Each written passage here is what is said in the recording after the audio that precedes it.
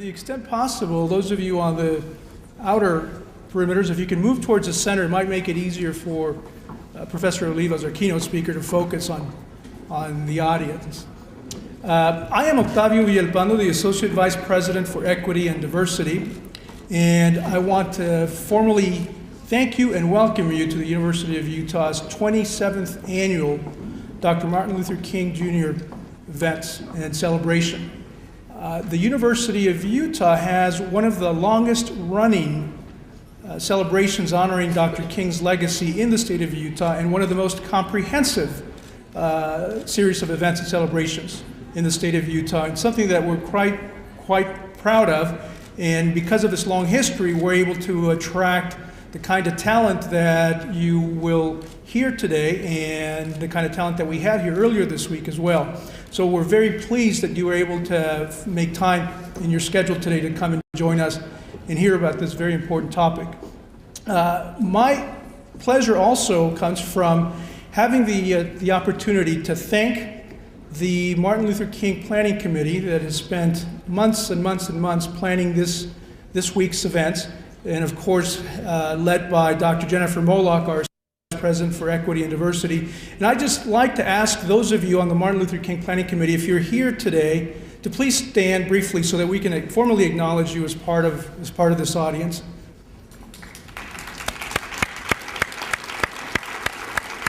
You've done terrific work, and we want to thank you for that service to the university. I now have the pleasure of introducing Senior Academic Vice President, Dr. David Pershing, who will have the honor of introducing today's keynote speaker. Welcome.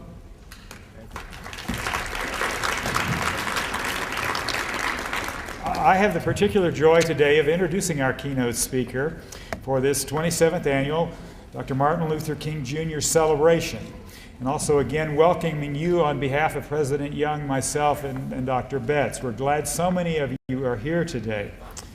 As a nation, we've come a long way, or at least I would like to think we've come a good ways, from the days of Dr. King and his freedom riders, when they were risking so much for equity, diversity, and freedom.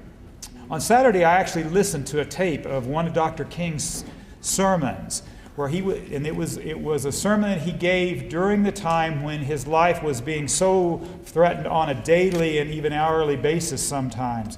And I found it very compelling and in some ways very disturbing, but it highlighted how brave he and his associates were, and how really bad things were at that time. I think it's easy to forget that. So we've come a bit, but we've got a long, long way to go, I think. And fortunately, there are some among us who are still committed to the ideas of Dr. King. I'm sure there are many of you in the audience that are in that category, and we want to thank you and commend you. And today's speaker is one such person as well, and I think you're going to really find him exciting. Michael Olivas holds the William Bates Distinguished Chair of Law at the University of Houston, and is the director of the Institute for Higher Education Law and Governance there. And he has written extensively about barriers that prohibit equal access to education, particularly higher education. He's an expert in law and education, and has focused much of his work on the rights of undocumented students, which is a subject that's very important to us here in Utah. So his visit is quite timely. He's a member of the Pennsylvania Bar, and he holds the distinction of having been elected to membership in the American Law Institute as well as the National Academy of Education, and is the only person to hold both those distinctions. He has been awarded many honors, way too numerous to mention. I would take up all his time, so I won't do that. I do want to say, however, he has just been elected to the leadership of the AALS, the Association of American Law Schools, and he is currently the president of the American Law School Association. So Michael is a real big shot in the national scene. He's written 13 books and has 2 more just about to come out. The one that worries me a little bit is called Suing Your Alma Mater, Higher Education and the Supreme Court. I don't know if you're going to talk about that, Michael, or not, but anyway, none of you want to sue your alma mater, that's for sure. He has actually been awarded Lifetime Achievement Awards by the Mexican-American Legal Defense and Education Fund, as well as the Hispanic Bar Association of Houston. He is a really interesting person and has some very important things to say to us today. So welcome, Michael. We're anxious to hear from you. Thank you, David. Thank you. Good to see you again.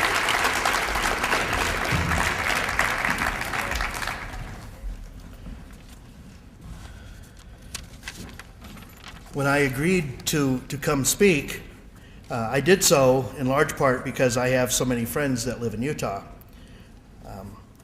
I want to acknowledge two of them in the audience today, and then to tell you one who's no longer a friend. Kevin Worthen, a friend of mine who's on the BYU law faculty who's been very involved in the AALS, as well as Leonard Salazar, who's retired here in Utah. He's also, like I am, a native of New Mexico. I can't frankly understand why he lives anywhere other than New Mexico, but thank him, he's in the audience as well, and I appreciate him being here. I actually was coming, when I agreed to come, I was hoping to congratulate Senator Hatch on the passage of the DREAM Act, which he introduced in 2001. Let's just say that the occasion for my thanking him has passed. Do we have a bad connection here? My occasion for thanking him has passed. There you go. I want to thank Octavio Villalpando and his staff. It does take a village not only to get a child through, but also to get traveling scholars. And yesterday, when I was stuck in Denver in weather activity that they have to de-ice a plane, let me just say I'd left Houston yesterday morning. It was 80 degrees, and I had blue jeans on. And the only thing worse than being in a plane that's being de-iced is one that isn't being de-iced but needs to be. So I was very pleased, and if you saw somebody kissing the ground yesterday when he arrived, that wasn't the Pope who does that whenever he goes to a new country. That was me kissing the ground. I've been actively involved in residency reform since 1975, when I was a doctoral student and a campus recruiter at Ohio State University.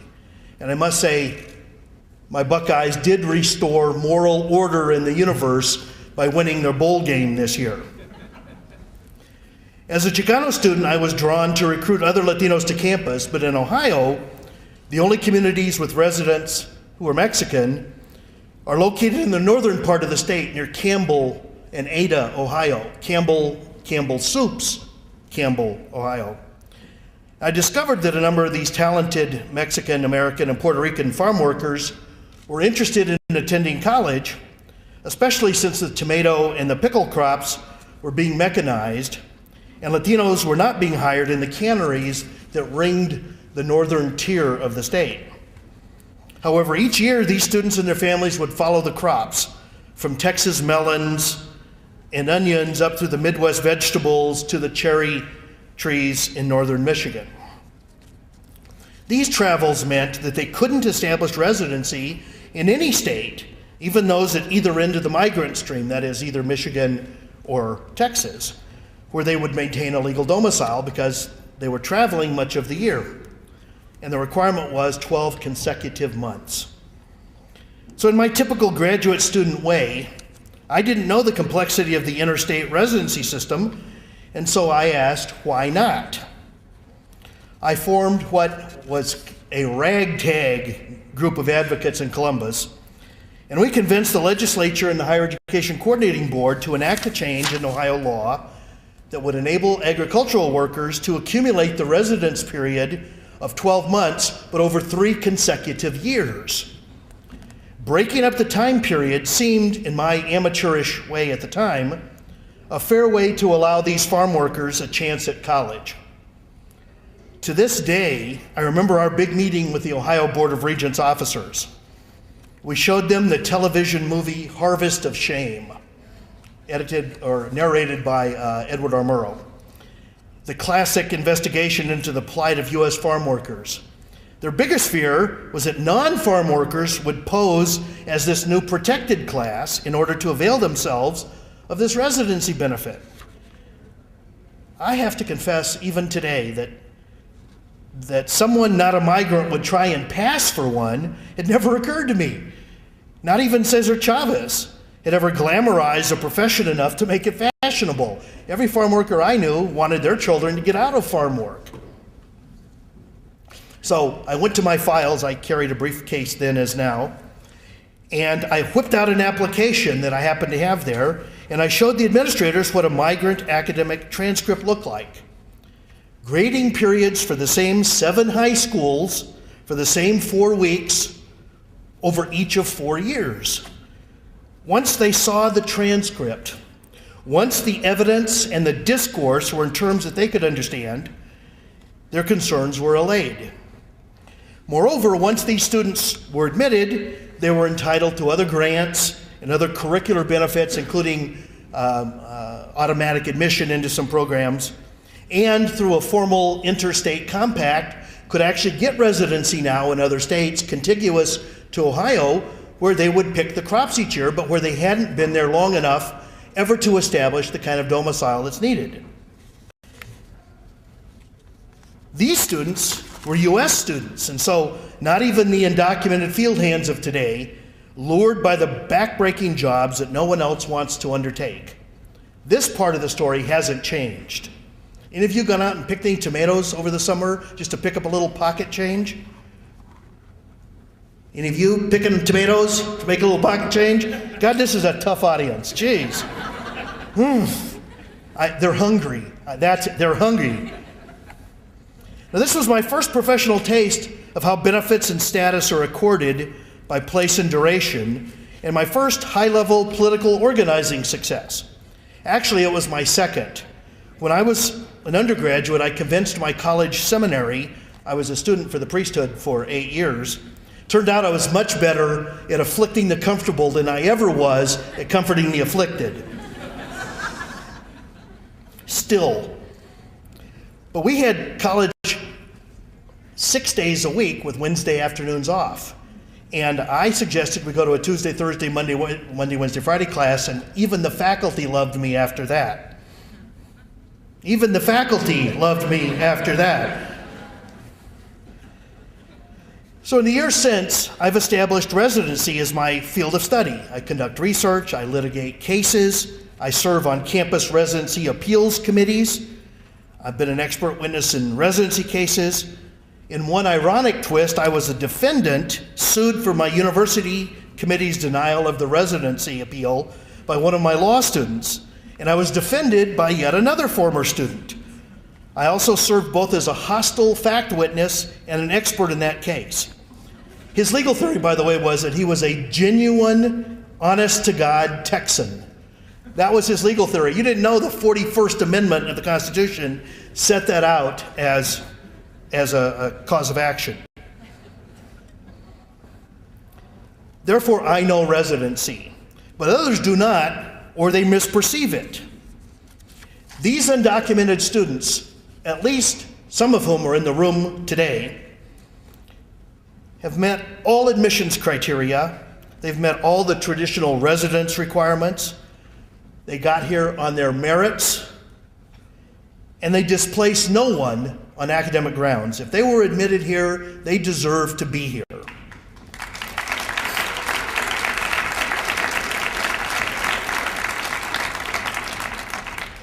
Even in California, where 40% of all undocumented residents are assumed to live, I wear out a couple of these people every time. So, even in California, where 40% of the undocumented residents are assumed to live, undocumented college students constitute an almost invisible minority of students, fewer than 60,000, which is the size of Ohio State University, one of 3,500 institutions in the country. Colleges in the U.S. have accustomed themselves to the students' presence and have administered their enrollments without incident, even though federal financial aid funds and most state funds are unavailable to them. No study has ever shown them to be a substantial number, even in border area colleges. It's clear that the lure of college is not a pull factor to attract illegal immigration. Nonetheless, a number of nativists and restrictionists argue that these students displace others who are more qualified. For example, one attorney who I've been against in court 3 times. The score, Olivas 3, bad guys 0. He's argued that states and legislators offering admission and residence tuition are engaging in nullification, defiance, and law breaking. He characterized the DREAM Act as the Nightmare Act. But these objections are not rooted in careful research or analytic study.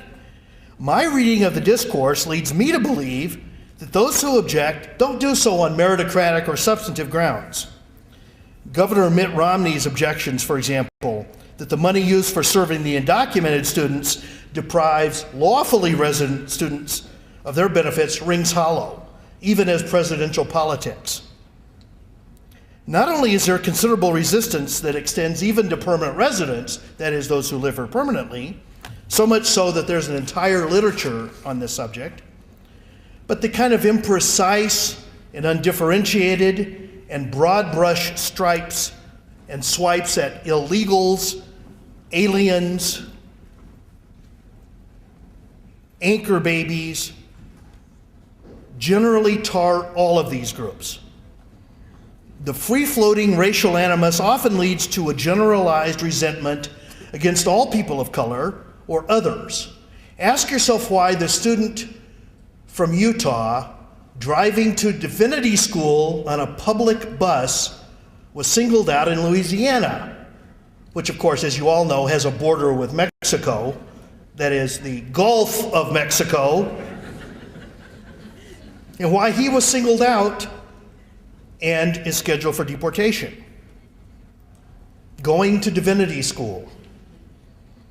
Some legislation has even been so mean-spirited as to advocate a repealing of Plyler versus Doe, the Supreme Court case that allows these students to stay in school, or the constitutional provisions that enable native-born children to be U.S. citizens. Just a moment of a timeout on the term anchor baby, a term that should be extirpated from polite discourse.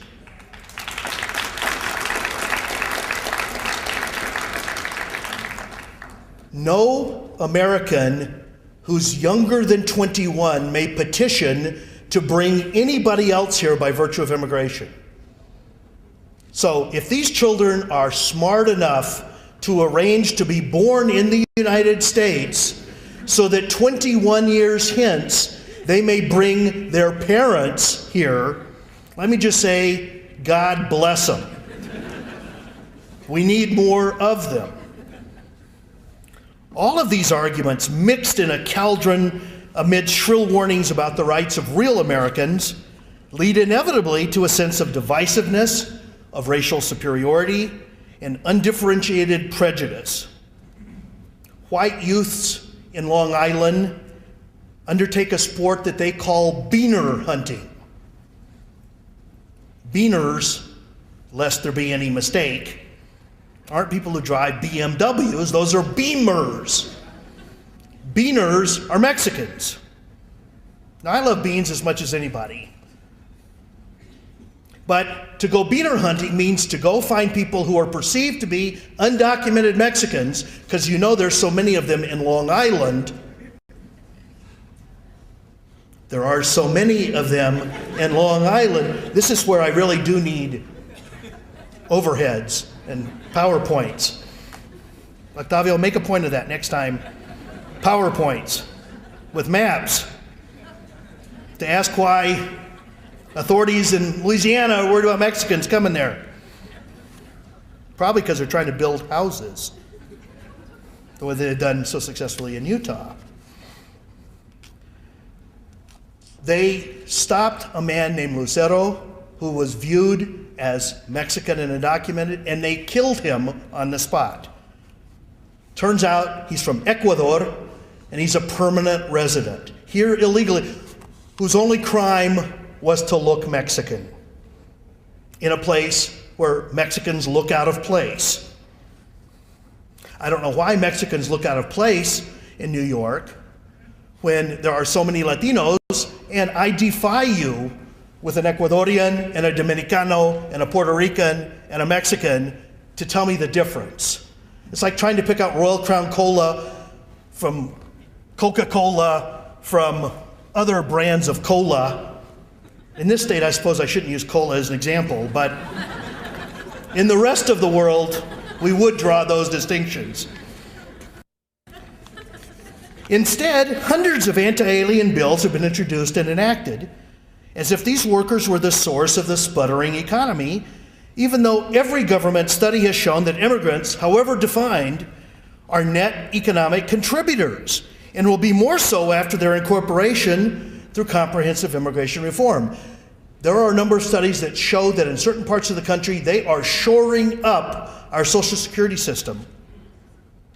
And because they're ineligible, they will never take out at the other end. Now, much is made of the detrimental effects of immigration. Criminals are not deterred from entering or remaining in the country. They're stubbornly monolingual in languages other than English. That they take jobs and services from citizens. That they undercut or depress wages. They do not understand the American character. That their unlawful presence is itself a sign of an unwillingness to abide by rules or accept responsibilities. Right now, decide. Either I am lazy, taking my siestas, or I'm stealing your jobs. It can't be both. I can't do both.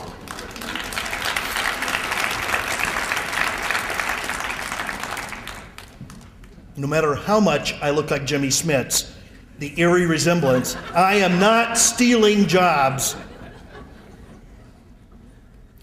If there were a group that holds promise to become productive long-term residents and citizens, alien college students would surely be that group. Many of them are more Americanized than us. They have been here. They can't go back to Mexico. In Mexico, they're derided as pochos. Pochos meaning, sort of not Mexican Mexicans.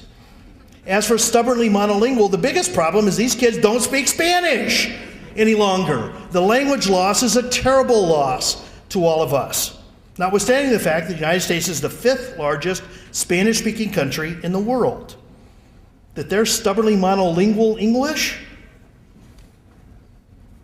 As if. Given their status and struggle, each of these students represents a success story of substantial accomplishment. After all, they're not able to take jobs, they're not able to get state support, they're not eligible for federal financial aid. For them to get here is nothing shy of remarkable.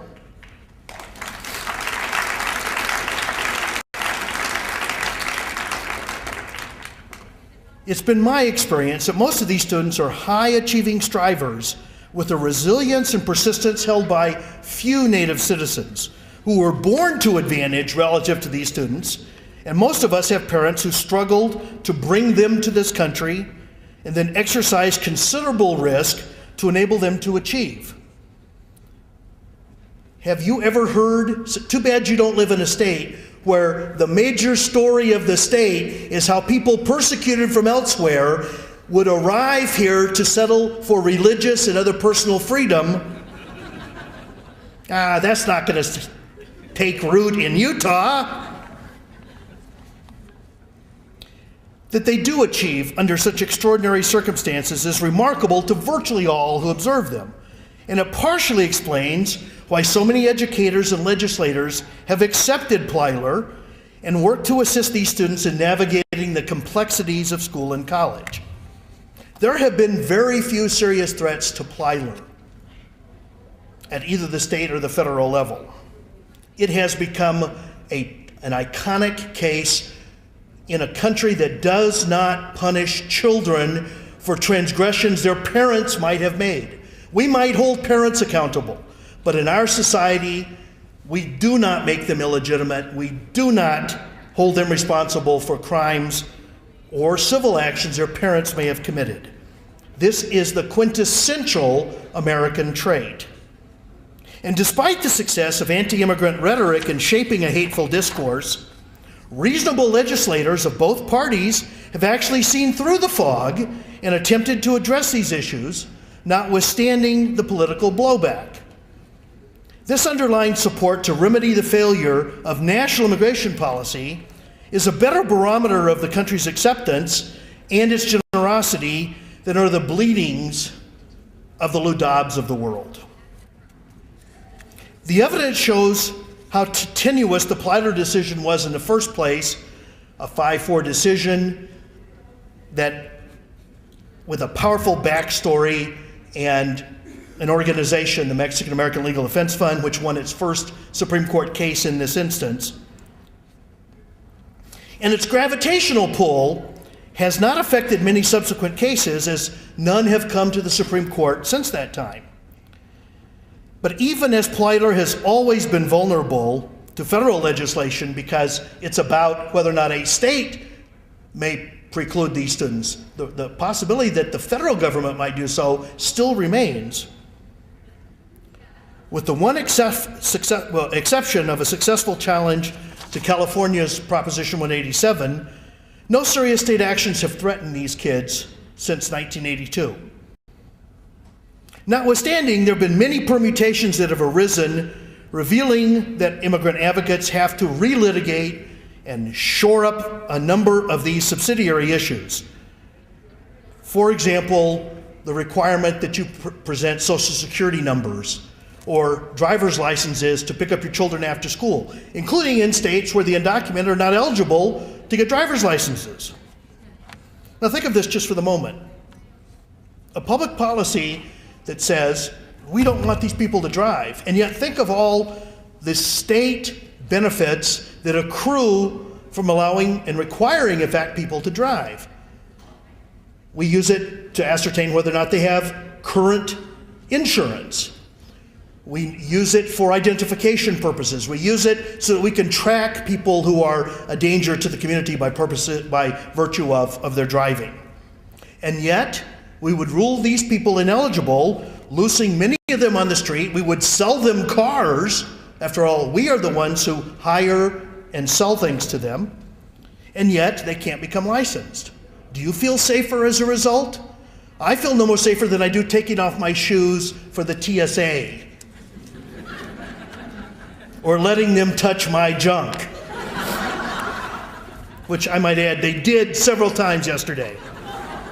I walked back through the line 3 or 4 times because it was cold in Denver.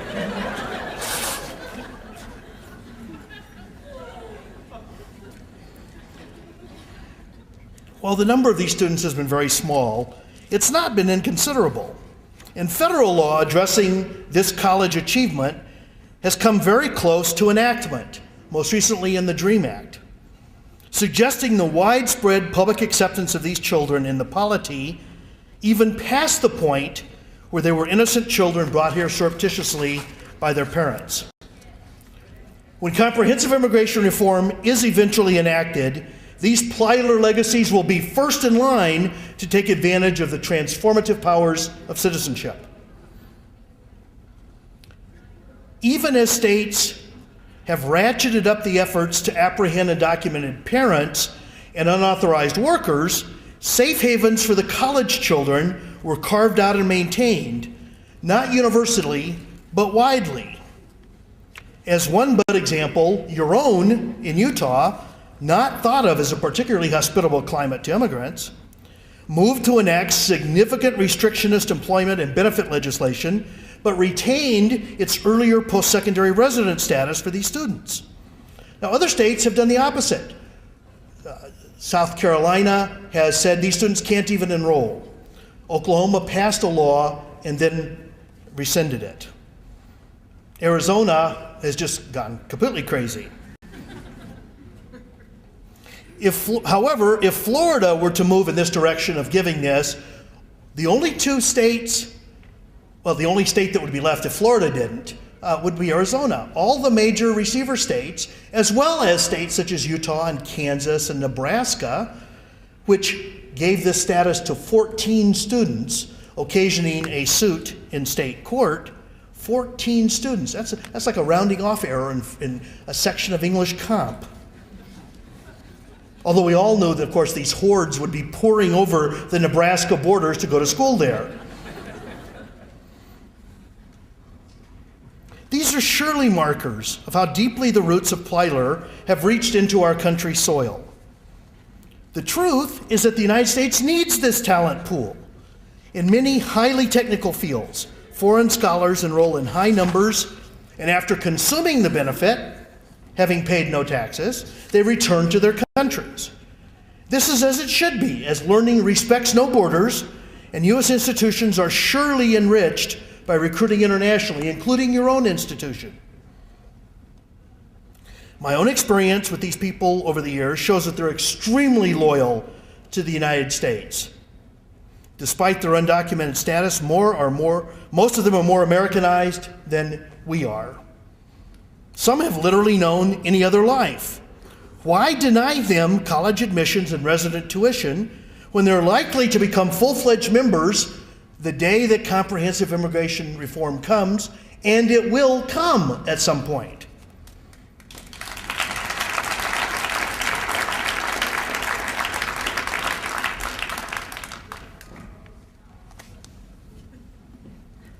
In my native New Mexico each year, Santa Feans ritualistically burn Zozobra, or Old Man Gloom, a 40-foot straw figure to expiate the year's accumulation of grief and indignities. Fiesta goers aren't even aware of the culture's sociological significance, and they'd be astounded to find themselves the subject of an anthropological probing of their community norms and mores. The inner logic of their acts of expiation are not even questioned or even manifest. Most don't know it. Most assume this is a Mexican or Indian ritual, never knowing that it was one of Santa Fe's early Anglo artists who started the tradition. But after examining all the arguments raised by immigration restrictionists on the issues of undocumented college residents, I've come to believe that those who do raise objections, particularly those who act upon these beliefs, do so to burn Zozobra, and thus to expiate their own fear and loathing of the unknown. Just as 19th century California officials banned pigtails on prisoners and oppressed them through a series of measures to keep Chinese immigrants in their place after they had built the railroads, these storytellers resort to false stories and scapegoating in their campaign to vilify immigrants. Dean Kevin Johnson, a very accomplished immigration scholar, calls this phenomenon of waging metaphorical war the hijacking of the debate over immigration reform by monsters, ghosts, and goblins, or the war on drugs, war on terror, narco-terrorists, etc. I'm surprised it didn't include Obamacare in here, knowing how godless it is. These rhetorical devices are advanced to thwart substantive improvements in immigration laws, even as all observers note the pressing need for change. When I consider the hydraulics of immigration, about which I've thought for a long time, that is, how nativist restrictions ebb and flow on the basis largely of economics, so that we bring Mexican workers here under the Bracero program and then evict them through Operation Wetback. When I count the number of immigration proposals at the state and local level, and they are in the thousands, I'm convinced that no good can come from the sub-federal assumption of immigration powers.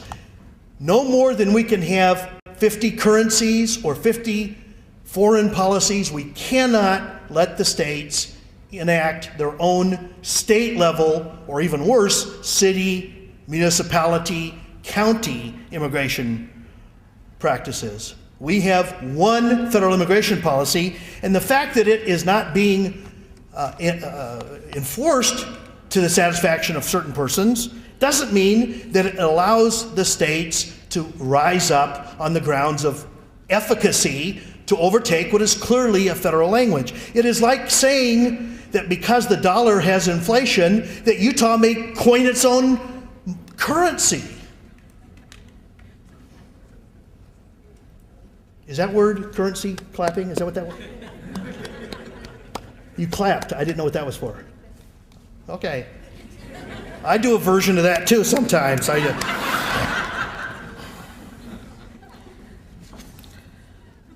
Most importantly, these changes would not appreciably improve the current system, which already has coordinating provisions built in, even if they're not widely accepted.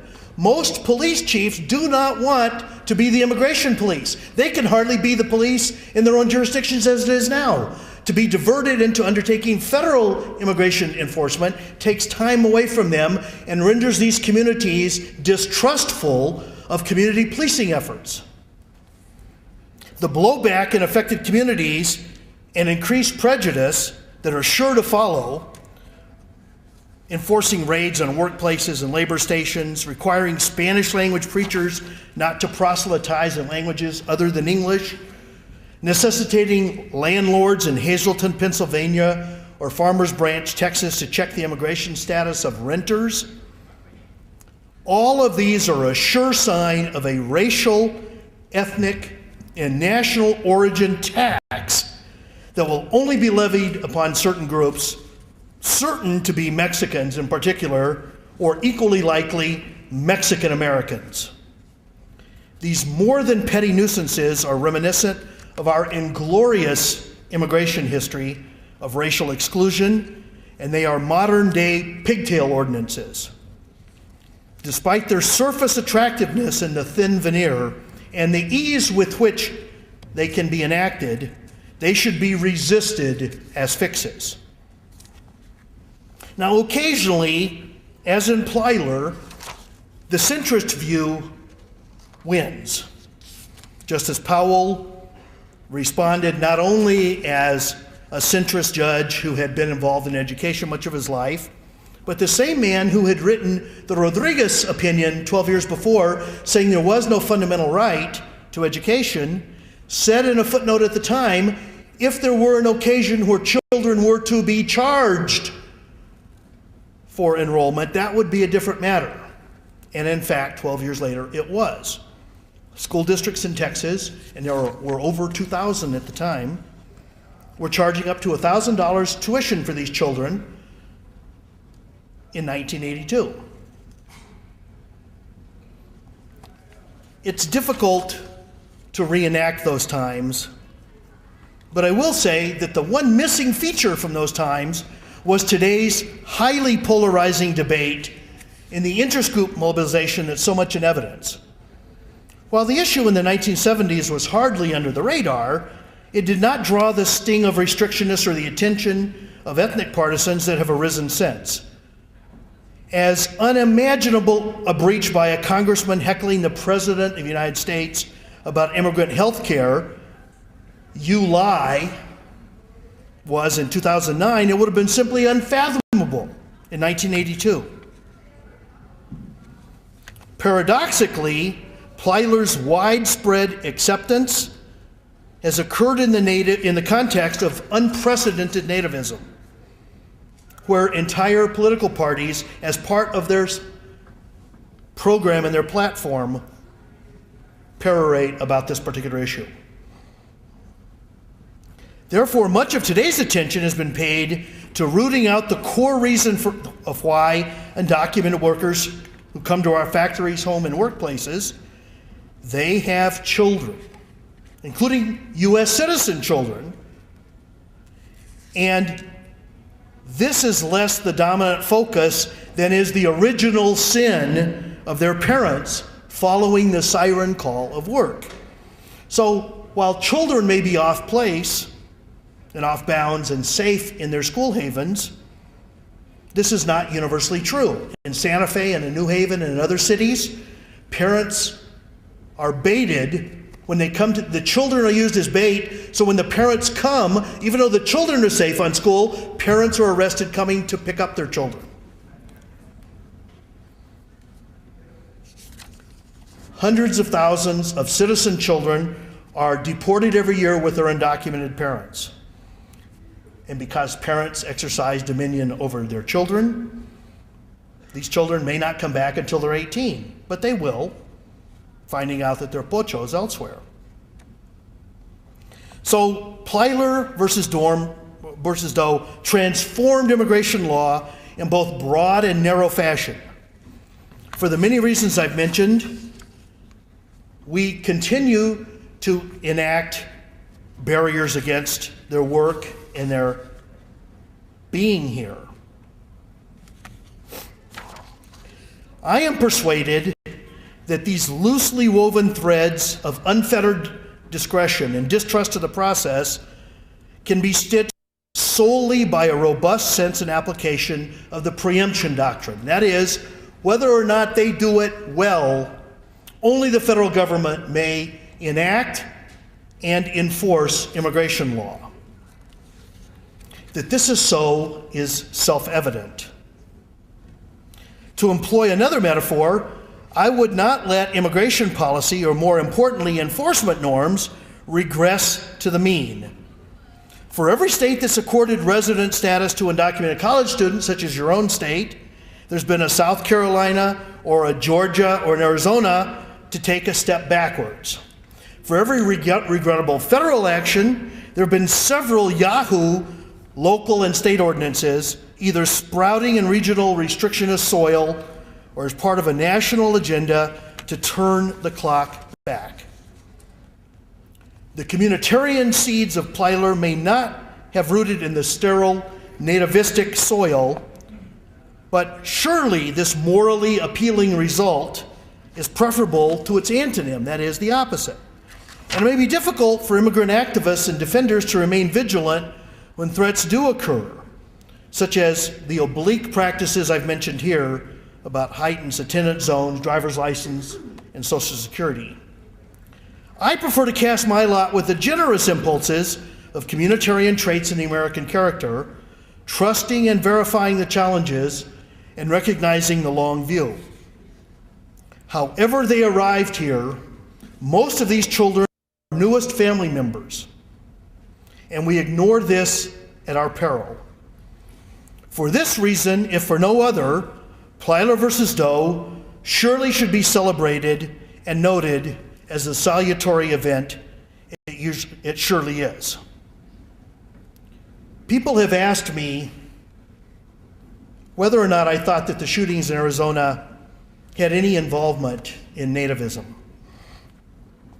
I will say that as the discourse led thugs in Long Island to single out Ecuadorian permanent residents with permission to be here as if they were undocumented Mexicans, that the racial epithets, calling people beaners, anchor babies, illegals, or talking in campaigns about headless bodies in the desert, as was alleged by serious candidates, I might add successful candidates, in Arizona.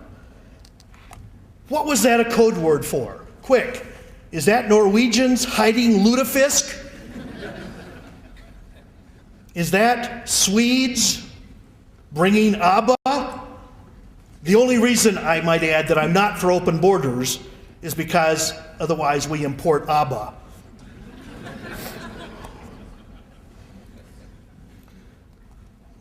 Examine the discourse around you. When someone says there are headless bodies in the desert, what this ignores is that we've never had such successful enforcement.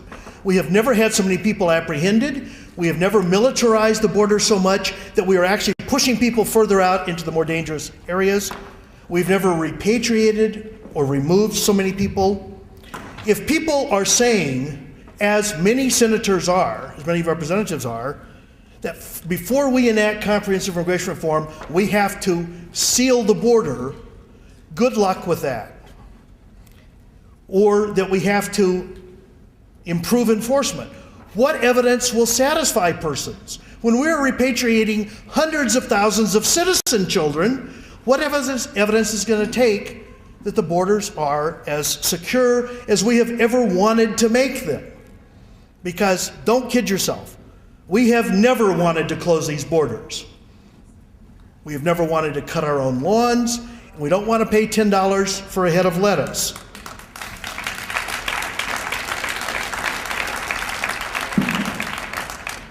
On days when even sponsors of legislation can walk and not vote for the DREAM Act, I am living in a parallel universe. And those of you in Utah surely are. Thank you very much for your attention.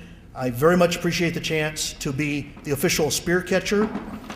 And you were so very nice to me. When I spoke in Nebraska recently, they assigned me a police escort because I'd gotten emails saying, all you Mexicans want is to come retake our land. I don't remember New Spain ever reaching to Nebraska. Just another note to self, another reason for a PowerPoint. And he said, which part of illegal don't you understand? He never introduced himself to me in person.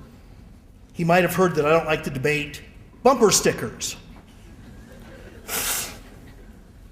But I will tell you why I don't understand illegal.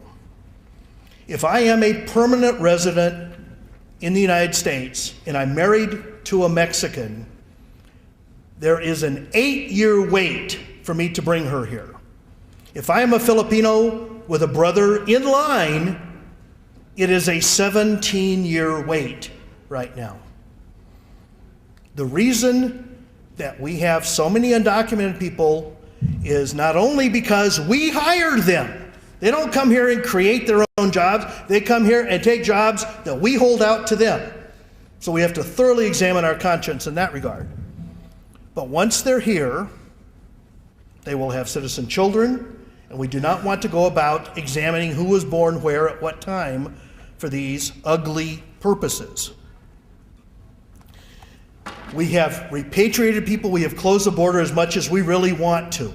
The reason they can't go back is because it's so dangerous now that the normal circulation of migratory workers doesn't occur because they stay. It's so expensive and difficult and dangerous to come here that once they stay, even with reduced opportunities, they stay.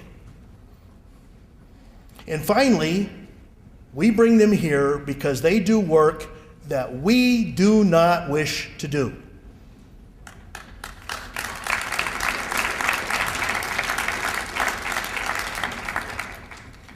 If the legal system is so difficult to navigate, and if the work is here, and we have repatriated as many people as we can apprehend, having militarized the border,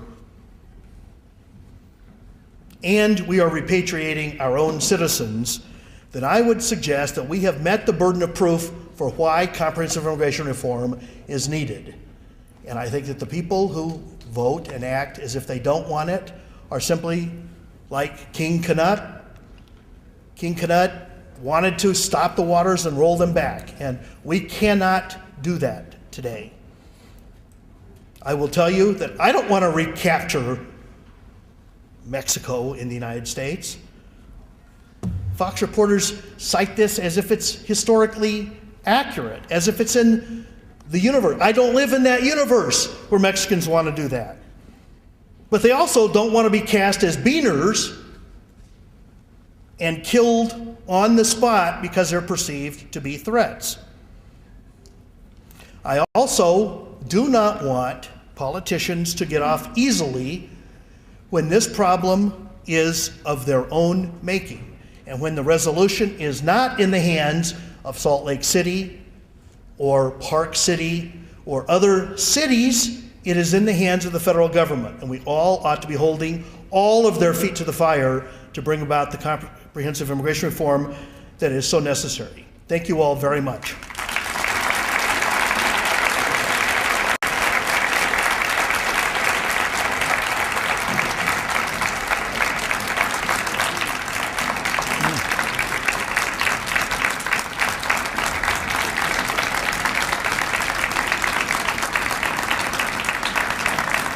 Is that the sign for applause?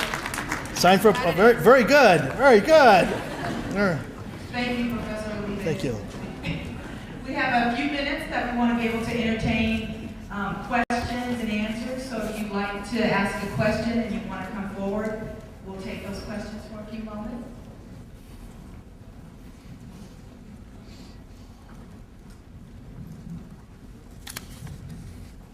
Yes, sir.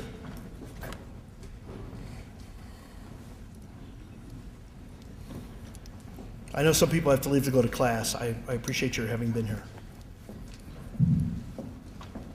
Hi, thank you very much.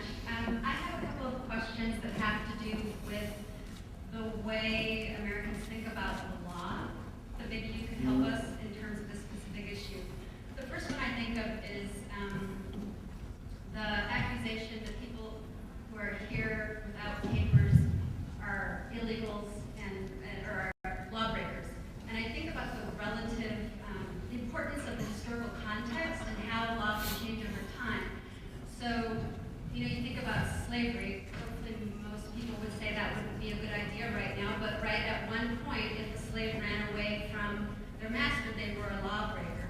But at some point in time, then slavery was abolished as the law of the land, right? So laws change over time.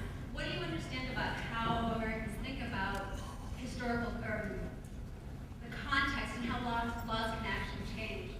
And the other is if you could explain precisely the kind of legal infraction that it is to cross the border without papers, because I think in popular rhetoric we think of it as something equivalent to, I don't know, child abuse or murder or something like that, when it's more equivalent in terms of legal terms, other kinds of infractions. And it's not something I understand. Yeah. Well, it's a civil penalty, not a criminal act. If it were a criminal act, all these folks would be triggered, Miranda would be triggered and they'd be getting counsel, which of course they're not. So we keep it a civil act. We deem it to be civil, even though incarceration may be enacted as a result. I'm not certain that resorting to the end of slavery in the 19th century is useful, because let's face it, there are politicians who continue to get that wrong today. I'm not going to mention any states, Virginia, where they seem to have thought these folks were all Uncle Remus in the fields, happy and glad for a place to put their head. History isn't the resort. I would say that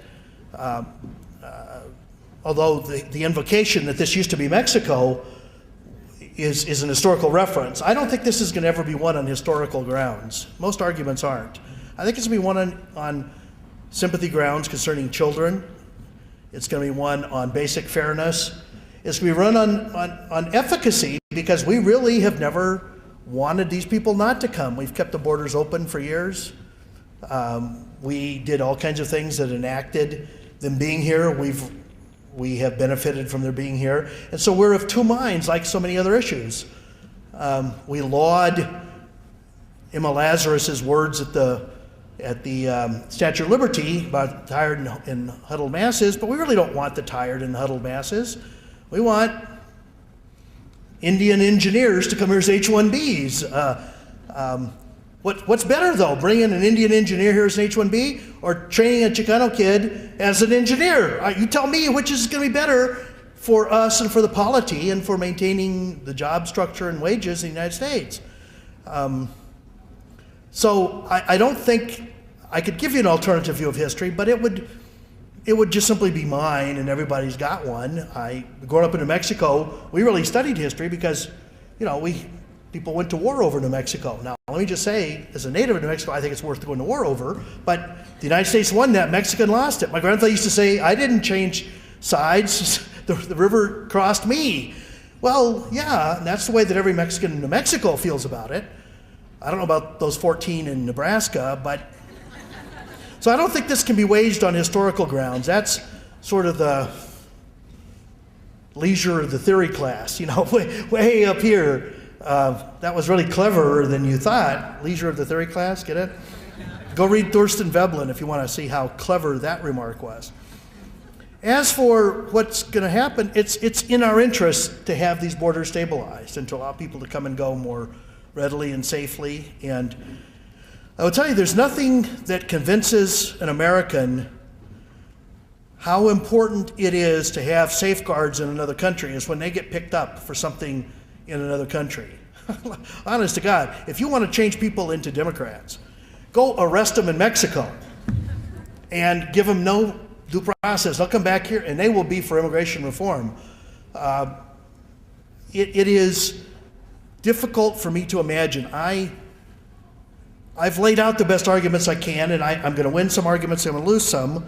But I will tell you that if the DREAM Act were a good idea in 2001, it was an even better idea in 2010. Honestly, where were the senators who supported it? They would rather this go down in flames than give President Barack Obama a win. It was astounding to me. If this group can't win, I hold very little hope for comprehensive immigration reform. But people said enacting this will thwart immigration reform. Senator Specter said that. And I thought, I can't have heard him right. No wonder he's stepping down. He's just completely tone deaf, because enacting the DREAM Act or ag jobs or any of the other people would have shown that comprehensive immigration reform was in fact possible and bipartisan. What would have been better? We just needed 5 votes. You know, my kingdom for a vote. It was sad, and that's just not the way. If it were a good policy then, it's an even better one now. And so the truth is, I wish I had that answer. If I did, I'd be charging a lot more. You know, we've made the best case we can for that. Yes.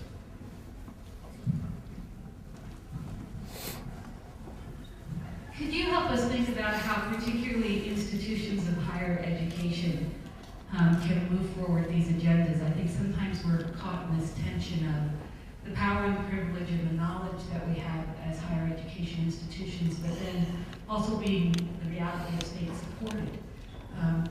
Can you help us think through a real meaningful role and energy and goals that we can put in? On this issue? On this issue? Correct. Well, it's in furtherance of state law that University of Utah serves anybody who applies who's found to be academically eligible, and the state's already ruled that they may attend as in-state residents if they meet the other durational tests. So that should be easy. The hard one is, how do you do that in Colorado or a place where they don't have the act, or in Arizona, because they've gone to high school there, and so they lost whatever residency opportunity they've had the way that you can gain it here.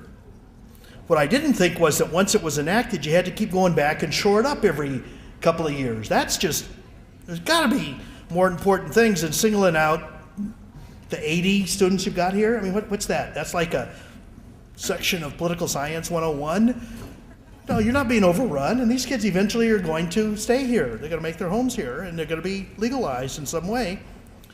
Not easily, but they're going to, and this is where they want to stay. And so any school that serves them, any state that attracts them and keeps them, is going to have the full advantage of their loyalty. And believe me, these kids will be loyal. There's other steps. Texas and New Mexico both acted to allow them to have state assistance.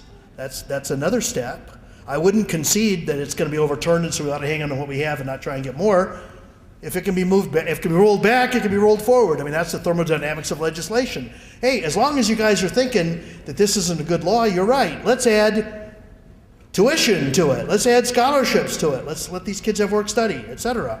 So there may be some ways there.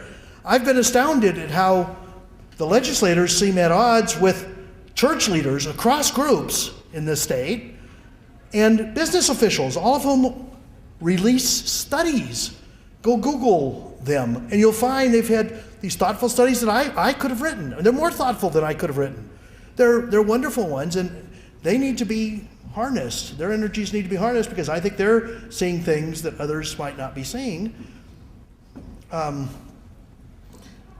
that, I just don't know about the universals here. I do a lot of workshops, and I learn each time. I just found a very progressive 4-year private institution in California that has 20 students. And because in California they can't have assistants, they're paying full freight for these 20 students. They called me to say, what can we do to get more money for them? I would love a school to call me about that, instead of what can I do to keep them out? What can I do to turn them away without calling the cops on me? Isn't this harboring? Well, no, it's not harboring. Harboring means helping them cross the border, and that's illegal. These folks know what harboring is. It's funny that these folks only know the things about immigration law that work to the opposite effect, not the ones that incorporate. So there's work that can be done. You've got an immigration class here. You've got there's students in immigration classes. I think law school has an immigration center. Is that who's someone here from the law school? I think that you have an immigration clinic. Yeah. That's got to be a place where you gather information and where we teach our students how to go about bringing cases.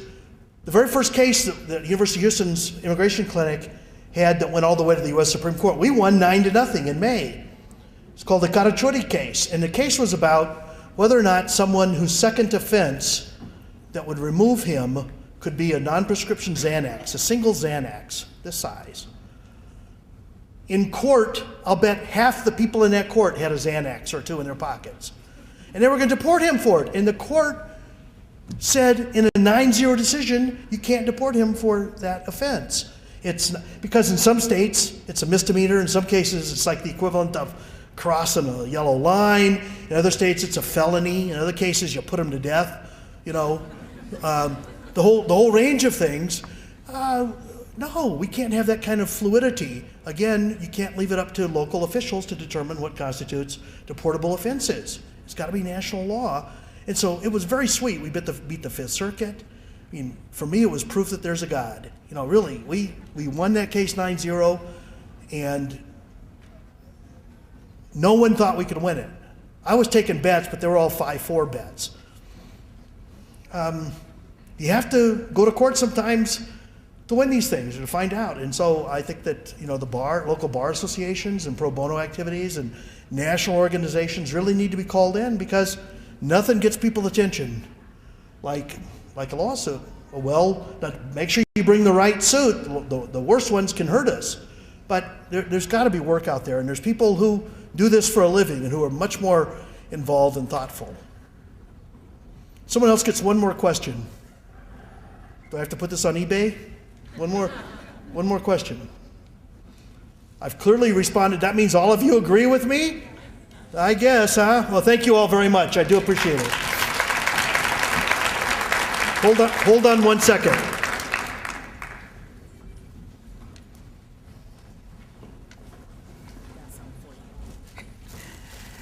Thank you all again, and Professor Olivas, we are certainly you have enriched our minds today, and we just want to give you a very small token of our appreciation to say thank you for your work and to give you a reminder from the University of Utah. So again, thank you. Thank you. We very appreciate much. it.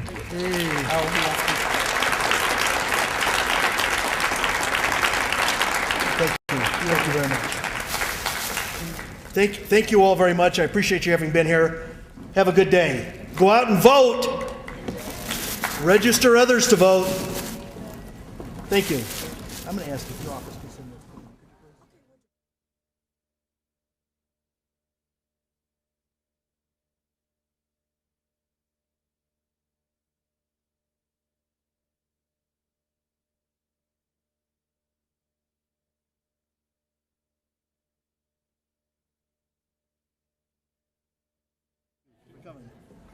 Is that something, your text?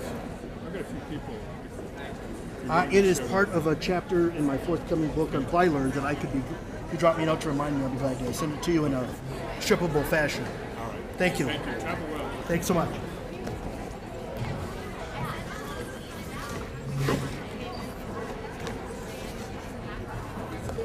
Yeah. I have a quick question. I work for a national nonprofit organization, and so I work with students, and I have students contacting me all the time regarding financial assistance. But unfortunately, the organization I work for, we only give scholarships to students that have social security numbers. They could have tax identification numbers. The sponsor that we have, they don't